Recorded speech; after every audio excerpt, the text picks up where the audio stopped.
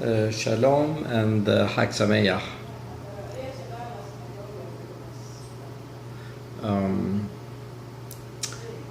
A couple of days ago, I ran into my good friend Rabbi Leibel Shapiro, and who told me that we were talking about Dvar Torah, and he told me one that I felt that it is too valuable to be lost and not be shared with you. He told me about Semhat Shoeba, that how it was celebrated and what for, and he mentioned that that one of the biggest part of the celebration is that great rabbi used to juggle torches or other things. And there was a question, what the rabbis have to do with juggling and acrobatic maneuvers. So now to go back to talk about Semhat Shoeba. Semhat Shoeba means the celebration of drawing water from a spring called the Shiloah. To put the audience in perspective, where the Kotel Ma'arabi is. Right behind it, but in the tunnel side, there was Beit Kodesh Kodashim. On the other side of the Har Bayit, the Temple Mount, there was another door called the Eastern Door. And from there, in the morning of the holidays, a Kohen used to go down from east and then turn right towards the south, and there is a spring called Shiloah, and he used to draw a pitcher of water to use it in the service of the temple. I need to mention that that mitzvah is not mentioned in the Torah, but it is suggested from Moshe Sinai that we have to do that, and they do it only in one korban. We do know that this holiday, Sukkot, is very rich in korbanot. Because we present parim for all the nations of earth, 70 nations in 7 days, and we start with 14. And plus there is Zibhei Shelamim and the Zibhei Hagigah and so on and so forth. But this water, and every korban does have libation. The libation usually are either with only wine, and it depends on if it is a bull or ayil or kebes. It depends on the amount. But there is no ma'im except in the holiday of Sukkot, that there is ma'im only in Korban Tamid, no other Korban, so only once. And the amount that he brings is literally one liter, 35, less than 35 ounces of water. So with that, they did tremendous amount of celebration. And they say that the one who never saw celebration of Semhat Shoeba, he never saw celebration. And it used to after and it started the celebration itself. It used to start from after Korban Tamid Shel Ben Arbaim. It used to go on all night, and they used to have 4 candelabra, huge ones, from 50 to 100 meters high, and it was from gold, and each one had buckets that each one fit about 30 liters of oil, and they used to have golden ladder, one for each one, so 16 ladders total, and it used to illuminate all Jerusalem, literally a holiday celebration. So now in that, the Levim were playing their music, and the biggest rabbi, they call them Zekanim, Hasidim, and those who do mitzvot, I forgot the exact terminology, they used to do acrobatic maneuver, and also they used to juggle. So that what all that teaches us? It teaches, and Who used to do that? Rabbi Shimon ben Gamliel.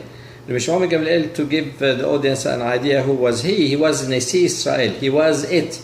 He was the highest authority, both political for the Jews and also the religious authority.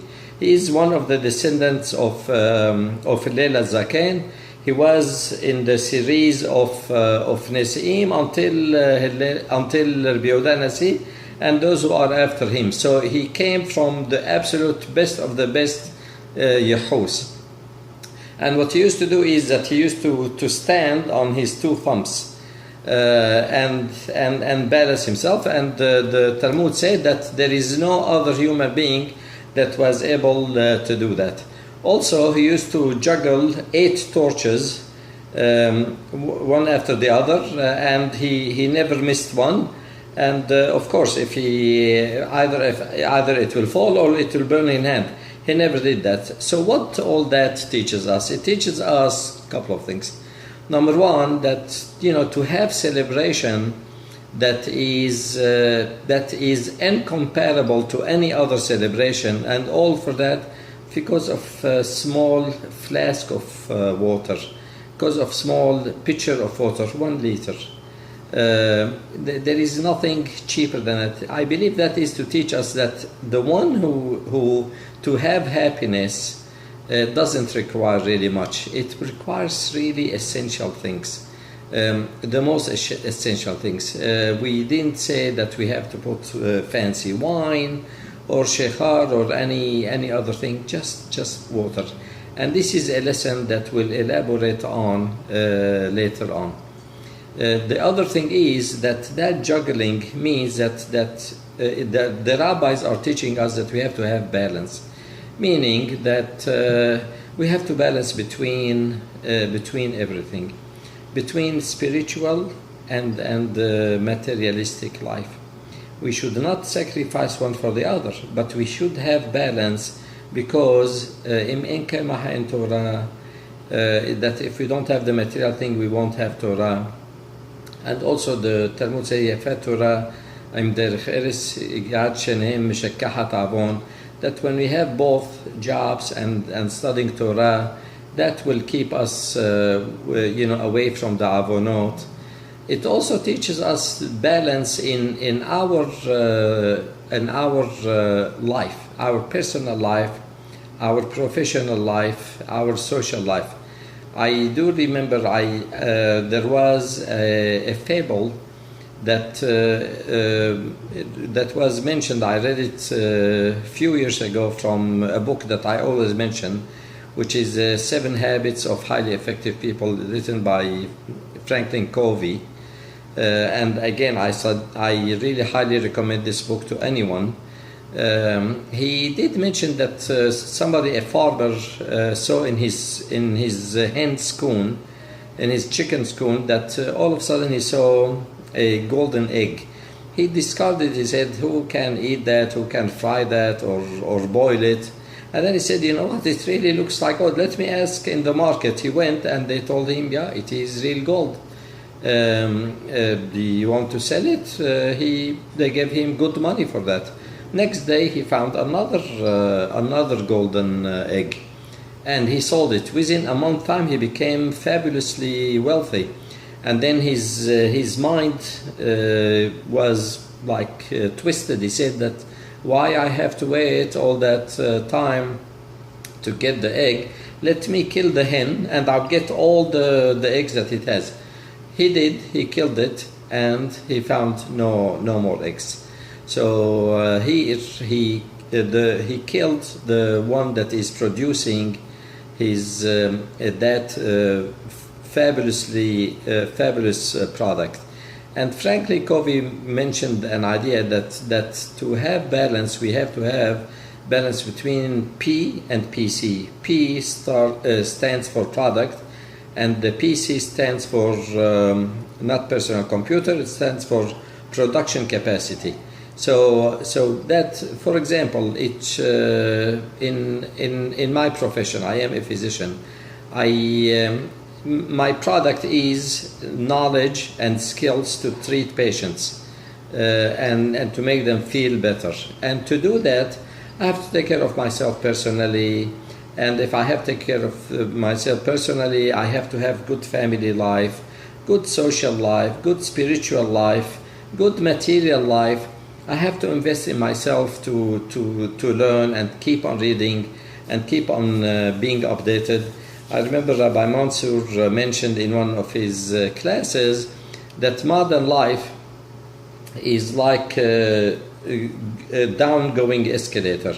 So to stay at the same level, somebody has to strive to remain at the same level. If somebody has to go higher, he has to strive much more. So so we have to always balance family relationship. The product is to have good relationship, warm relationship, loving relationship, and to do that, this is a product. To that, the production capacity, they have to be communication, affection, and to be open with each other, to share everything with each other. This is really the balance, what will strike good balance in life. And to do that, there are million technique. I believe that every situation is different. Each one of us has to think what will have balance. I remember Rabbi Michael Haber when he was in Ohel Yaakov in Deal. He mentioned that life is also like an acrobat or entertainer that has on the stage a few umbrellas, that when he twists them, the umbrella will open.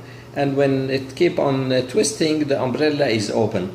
And then one after the other, the umbrella, when it slows down, the umbrella starts to drop. And he used to run to turn it again so it will stay open.